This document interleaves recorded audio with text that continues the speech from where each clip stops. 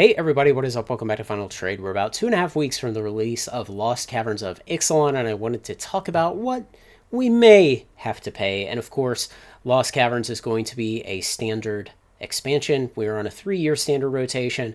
There will be plenty of time to buy the draft boxes and the set boxes in the 90s at your leisure. Don't FOMO, don't buy too early, don't pay too much. But the collector boxes may be interesting for a while.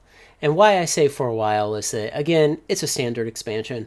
All of the base versions of the cards will eventually come down in price quite a lot. That'll put downward pressure on the collector boxes. And the value of the collector boxes long term is based on the value of the variants within them. But Lost Caverns of Ixalan has some pretty interesting variants. Now, right now, TCG Player 213, over here on eBay, all of these distributors pretending to be retailers are at the low 200s, and I kind of expect that if this doesn't catch a bid and really get some wind in its sails early on, then these guys will all be down to dumping them at 202, 205 within a week or two of release. But again, we may be treated to a show on this one. And the reason is the chase cards that WotC has inserted. And of course, first, we have the Neon Ink cards, a throwback to Kamigawa and the Hitasugu Neon Ink Parallel Chase cards there. This time they've chosen Cavern of Souls and Mana Crypt, which are really great cards to choose. I mean, Hitasugu Devouring Chaos was, well, basically not a very great card. No one really loved the card in and of itself, and the base version of it never really commanded any value. But of course, Mana Crypt and Cavern of Souls do. And so they have these 6 different versions of the Neon Ink. The yellow one is a WPN exclusive promo. But what they tell us is that these come in fewer than 1% of packs. And so if you say, well, let's say most optimistically, that means 0.999% of packs have this in there. Well, then at best, you'll get one of these about 1 out of every 8 boxes. And if you go out today and you look at the red ink Hitasugu card from Kamigawa, which is the most expensive variant from that set. Now, I don't know which color is most expensive here. The colors are different here. But if you look at the red ink one from Kamigawa, it's still $1,000 on TCG Player. And that's just the market price. So actually buying one is a bit more. But the market price of the average of recent transactions is right at $1,000.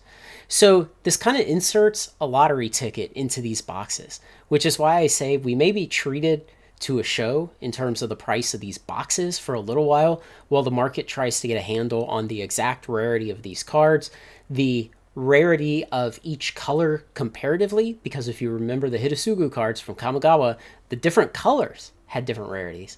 And if you look out there today, the red one's like $1,000, and the next rarest one, maybe it's the purple, I forget. It's like $80, and then the other two are both $20. And it wasn't always that way. Earlier on in the life of the product, they made more gradual steps between the cheap ones in about the 30s or so, and the most expensive one, which topped out somewhere, if my memory serves me right, was around $1,800, somewhere around there. And so we may get a little bit of a show of, people chasing this card, trying to hit the lottery, the market having a lot of trouble trying to do proper price discovery on things that are so rare, figure out what they should cost, and the boxes bouncing around in price in the meantime. Now, I don't really think that we're going to have some kind of small print run of this. We thought we were getting a small print run of the Doctor Who collector boxes. Turns out we didn't. Those have come down in price a lot. And so I don't think we're going to suddenly see small print run here.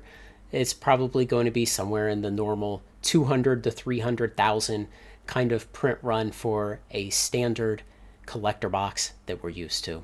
And second, we have, of course, the chase set. Of course, as I go to scroll, I can't find it. There we go. It was above. The Jurassic Park and Jurassic World insert cards that are coming in these boxes. And there will be special variants of them, and you can barely see it here. You see this little circle, and it's a little dinosaur skull. It's an emblem, so it's the emblem variant. And WotC says that those emblem variants will come only in collector boxes and at a rate of 0.3% of packs. And so if you do the math on that, that's about 1 in every 28 collector boxes on average should have one of these emblem variant of the Jurassic Park cards. And of course, the analog to that, a good comparison would be the Shattered Glass foil Transformers from Brothers War collector boxes. Now, I went out and looked at those before recording today, and the foil variants of the Shattered Glass cards range from about $70 up to $350 right now. And of course, when they first came out, they were selling a bit more than that, but those are the prices today.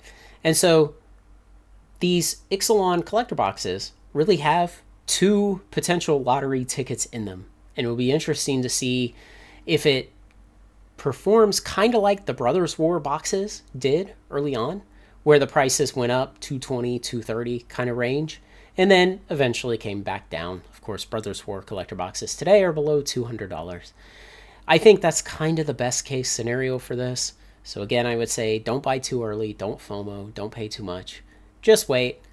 Maybe we'll be treated and we'll get to see a bunch of people run around trying to capture these lottery tickets and burn a lot of their money doing it. But in the long run, I think you'll be able to buy these boxes under $200. It's simply a matter of when. Maybe it'll be a couple weeks after release when all the distributors on eBay start dumping them there, or maybe it'll take 6 months. Hard to say right now. It'll be a fun ride to get there, though. Thanks to everyone who makes this content possible, especially my generous supporters on Patreon. Like, comment, share, and subscribe, and continue joining me on Final Trade. It's going to be a great fall and winter.